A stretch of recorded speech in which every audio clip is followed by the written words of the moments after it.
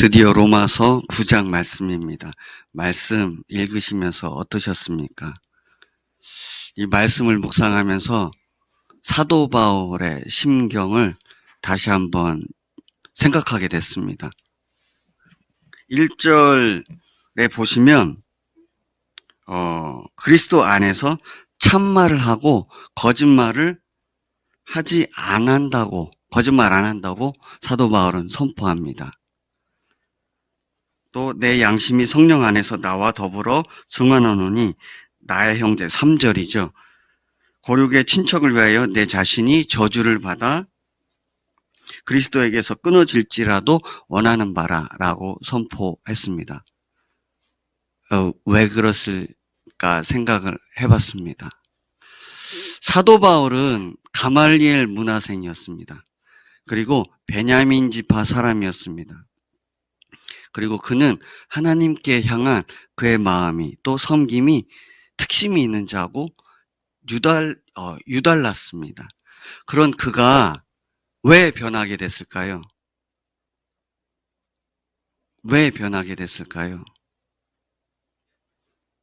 맞습니다. 다메섹 도상에서 부활하신 주님을 만났기 때문이었습니다. 예수님께서 메시아이심을 이스라엘에 전해오는 그 메시아, 그들의 자손을, 그들의 백성을 죄에서 구원하실 그 메시아이신 것을 알았기 때문이었습니다. 그러니 그가 변할 수밖에 없었습니다. 그의 믿음이 잘못됐다는 것을 알았습니다. 그렇죠. 그러니 유대인 자기 동족, 자기 백성, 자기 민족, 자기 가족을 어떻게 바꿔야 되지 않습니까? 문제점을 봤으면 고쳐야 되지 않겠습니까? 그렇기 때문에 바로 유대 회당에 가서 예수님이 부활하셨습니다. 그분이 메시아이십니다. 하나님이십니다라고 전할 수밖에 없는 겁니다. 자신이 따랐던 그 유대 전통 안에서 믿음이 잘못됐다는 거죠. 왜냐하면 그 당시에도 유대인 그 제사장들의 부정부패 여러 가지 문제점이 있었습니다만 그들의 중심이 예수님께로 고정되지 않았습니다. 하나님을 믿고 구원받는 것이 어떻게 구원받느냐 했을 때 계속해서 서신서라든지 신약 성경에 보시면 율법을 지켜야 구원받는다고 하는 유대인들의 생각이 잘못됐다는 것을 알았기 때문에 구원은 오직 예수님으로 말미암아 되는 줄 믿습니다. 예수님을 믿어야만 구원을 받는 것이죠. 그러니 딱 율법을 외우고 토라 전체를 줄줄줄 외우고 강해를 하는 그것도 가말리엘 문화생이었던 사도 바울이 이 문제점을 알았다면 어떻게 하겠습니까? 바로 가서 문제점을 고쳐주고 바꿔야 되는, 시정해야 되는 역할이 분명히 있는 것이죠. 그랬을 때 자기 백성들한테서 끊어지고 예수님한테서 끊어질지라도 사도 바울이 전할 것은 오직 예수님뿐입니다. 율법으로는 구원을 받지 못합니다. 합력해서 선을 이루지 않습니까? 하나님의 성취하심이 어디에 있습니까? 오직 독생자를 보내셔서 죽게 하시고 부활하게 하신 그것을 증거로 모든 사람에게 믿을 만한 증거를 주셨기 때문에 그는 담대히 나가서 죽을 각오를 하고 전하고 있는 겁니다. 왜냐하면 그가 죽이러 다녔지 않습니까? 오히려 그것을 당할 수밖에 없는 것이죠. 그렇게 됐던 것입니다. 그러니 9장 1절, 2절, 3절 말씀이 얼마나 그에게 구구절절한 심정이겠습니까? 하나님께서도 또한 이 마음이신 줄 믿습니다. 율법이 기록되고 전해지고 지켜지고 하는 모든 것들 중에 4절부터 6절까지 보시면 이렇습니다. 이스라엘 백성은 선민이지 않습니까? 사실은 저희가 다 노아의 후손이기도 하지만 이스라엘 백성은 선민입니다. 그 중에 택하셨다는 얘기죠. 왜냐하면 그들에게 말씀을 주시고 또 전통을 주셔서 말씀을 다 외우게 하셔서 기록하게 하시고 그 말씀이 우리로 지금 보게 하고 계시지 않습니까? 그 과정 중에서 그들에게 예법, 제사를 드리는 방법이라든지 하나님을 어떻게 섬겨야 되는 것을 모두 다 가르쳐 주셨지 않습니까? 그것이 이스라엘 민족에게 택하여졌다고, 주어지셨다고 말씀하고 계시는 겁니다. 그런데 6절에서 반전이 있습니다. 그러나 하나님의 말씀이 폐하여진 것 같지 않도다. 이스라엘에게서 난 그들이 다 이스라엘이 아니라고 말씀하고 계십니다. 7절에서 핵심이 있습니다. 아브라함의 씨가 다 그의 자녀가 아니고 오직 이삭으로부터 난 자라야 내 씨라 불리리라 하셨다고 말씀하십니다. 이거는 말씀이지요. 말씀입니다. 하나님의 말씀은 권능이 있고 그 말씀을 말씀하시고 직접 이루어 성취하시는 분이 하나님이십니다. 왜 아브라함입니까? 그거를 생각해 보셔도 좋겠습니다. 저희 부모님께서 처음부터 예수님을 믿으셨던 건 아닙니다. 근데 여기서 말씀하시는 것은 아브라함을 믿음의 조상으로 세우셨다는 그 약속을 우리는 알고 있습니다. 믿음이어야만 가능한 것입니다. 믿음입니다. 아브라함에게서 이어지는 이삭을 통해서 계속 주님이 선택하신 씨앗들만 가능한 겁니다. 그 씨앗이 무엇일까요? 예수님이시죠. 지금도 부활하셔서 살아계신 예수님이 우리의 주님이신 겁니다. 예수님만이 우리를 죄에서 구원하실 메시아이십니다.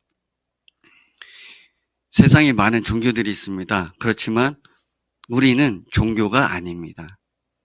왜냐하면 우리는 살아계신 창조주이신 예수님을 믿고 있기 때문입니다. 유대교라든지 여러 가지 종교를, 다른 믿음들을 보시면 실제로 그들이 한 하나님만 믿는데 예수님은 믿지 않고 있지요. 예수님을 선지자로 본다거나 또 예수님을 그냥 사람으로 본다거나. 실제로 이스라엘에 가보시면 메시아닉 주, 예수님을 메시아로 믿는 그 사람들 교회 앞에 이스라엘 사람들이 진을 치고 예배를 못 드리게 합니다. 너네가 사람을 하나님으로 믿느냐? 이러면서 공격을 합니다. 예수님이 사람이십니까? 창조주이시죠. 하나님이십니다. 그들이 왜 안 믿는 걸까요? 성경을 다 외운다고, 믿는다고, 율법을 지킨다고 하는데 왜 믿지 않는 겁니까? 제대로 믿지 않는 거죠. 사도 바울과 같이. 그 백성들을 볼 때 사도 바울과 또한 하나님께서 얼마나 애타시겠습니까? 특별히 이웃초청 전도잔치 기간에 이 말씀을 주셔서 참으로 감사합니다. 9절에 이제 약속이 나옵니다. 사라가 원래는 사라가 아니었죠. 사레였습니다. 근데 천사가 와서 얘기하니까 웃었습니다. 경수가 끊어진 지 오래가 됐는데 내년에 아들이 있다고 하니까 혹시 자매님들 웃으셨습니까? 하나님은 전능하신 하나님이십니다. 약속을 이루신 하나님이시죠. 아브라함을 통해서 분명히 너를 믿음의 조상으로 세우고 네 자식을, 너에게서 나온 시 엘리에셀이 아닙니다.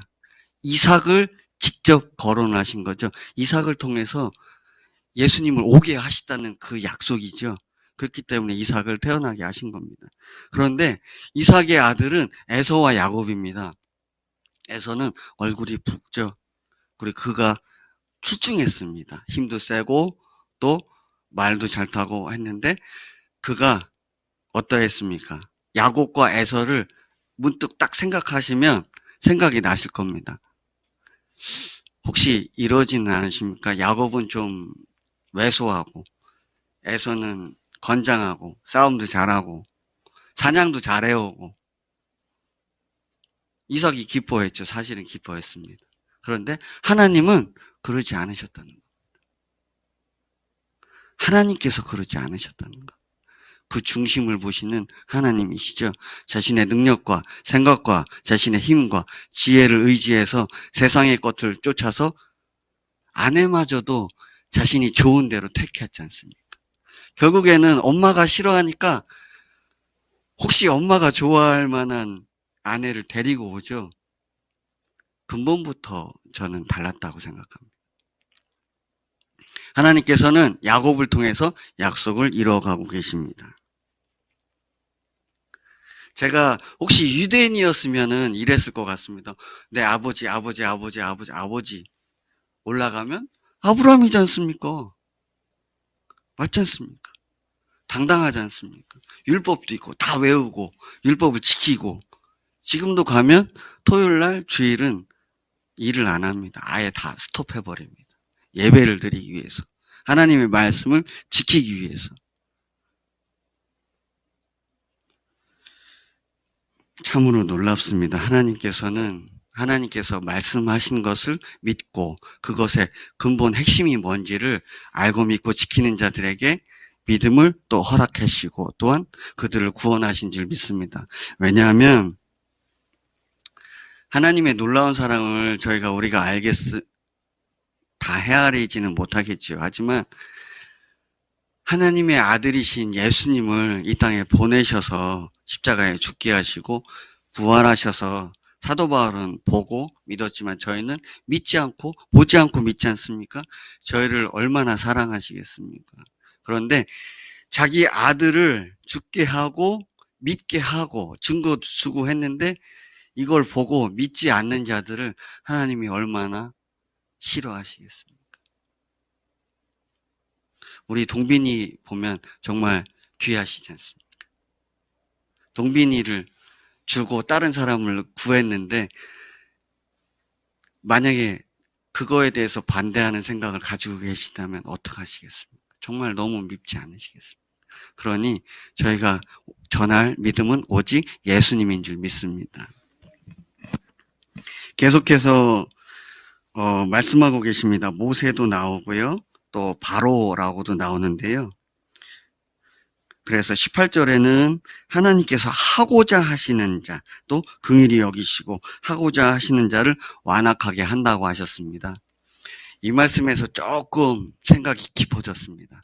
하나님께서 완악하게도 하시는구나. 근데 다윗 왕도 마음을 완악하게 하신 적도 있습니다. 합력해서 선을 이루게 하시는데요. 그 목적이 분명히 있습니다. 바로에게 몇 번이나 보여주셨습니까? 10가지 보여주셨죠. 믿지 않았습니다. 저희가 계속해서 예수님 부활하셨습니다. 하나님이십니다라고 해도 전하지 믿지 않는 분들이 당연히 계시겠죠. 그들의 마음 중심이 어떻겠습니까? 마음에 하나님 두기를 싫어하는 겁니다. 진리이신 예수님을 우리는 들어서 알고 있습니다. 이 세상이 어떤 시대입니까? 스타링크가 있어서요. 우크라이나 전 지역에 위성들이 있어서 실시간으로 전 세계가 우리를 볼 수가 있습니다. 우리도 전 세계를 볼 수 있는 시대에 하나님께서 2000년 전에 이미 부활의 증거를 주셨음에도 믿지 않는 그런 사람들을 보시면 얼마나 마음이 아프시겠습니까? 사도 바울이 이 말씀을 기록할 때도 2000년 전이었죠. 2000년 전에도 지금이도 똑같습니다. 저희가 사명 감당해야 될 이스라엘 민족이 선민으로 택하여졌고 또 하나님의 영광을 드러내고 오실 메시아이실 예수님을 전해야 해도 불구함에도 그들은 그들 자신만을 알고 살았습니다. 그런데 오늘 예수님을 믿고 부르심을 받은 우리들에게 하나님의 사랑이 끊어지지 않는다고 하셨는데 그렇다면 부르심을 받아 믿음을 소유하게 된 우리가 어디에 집중해야 되겠습니까? 이미 오신 메시아를 전해야 되는 사명이 우리에게 있는 줄 믿습니다. 참으로 오늘 말씀도 감사합니다. 이번 주일에 이제 저희가 매년 했던 일이 아니라요. 또 올해 또 주님께서 준비하신 우리에게 복음을 전하고 또 오게 되실 분들을 위해서 이름을 불러가면서 계속 기도하고 계시는데요. 그 결과를 또 함께 보게 되시겠습니다. 정말 많이 오셔서 함께 예수님을 믿게 되시길 원하고 그분들도 구원을 받아 예수님을 온전하게 믿고 그 사명을 온전하게 감당하게 하시길 정말 바라겠습니다. 기도하시겠습니다. 하나님 아버지 감사합니다. 우리에게 있어서도 자식, 아들은 누구보다도 어떤 것보다도 참 귀하고 귀한 사랑하는 눈에 넣어도 아프지 않은 존재들인데요.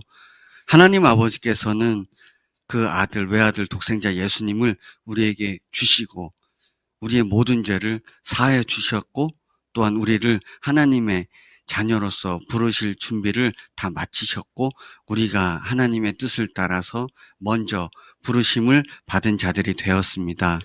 우리에게는 오직 예수님 뿐이십니다. 우리가 예수님을 믿어 구원받았듯 이번 주 우리에게도 허락해 주신 그 분들을 놓고 기도할 때에 하나님께서 또 보내주시고 그분들과 함께 예수님을 온전히 믿고 하나님 아버지를 섬기게 하여 주실 줄 믿습니다. 오늘 말씀을 통해서 사도 바울의 그 심정과 또한 아버지 우리에게 있어서 믿지 않는 가족들이 있다면 아버지 이 마음을 품게 하옵소서. 예수님의 마음이 사랑이 우리에게 퍼부은 바 되었는데 하나님 아버지께서 우리에게도 이 마음에 그대로 성령 하나님께서 역사하셔서 우리 가족들부터도 구원하게 하시고 나아가 아버지께서 허락해 주신 관계하고 있는 모든 사람들에게 예수님을 전해서 믿게 하는 그 역사를 우리로 하여금 보게 하옵소서.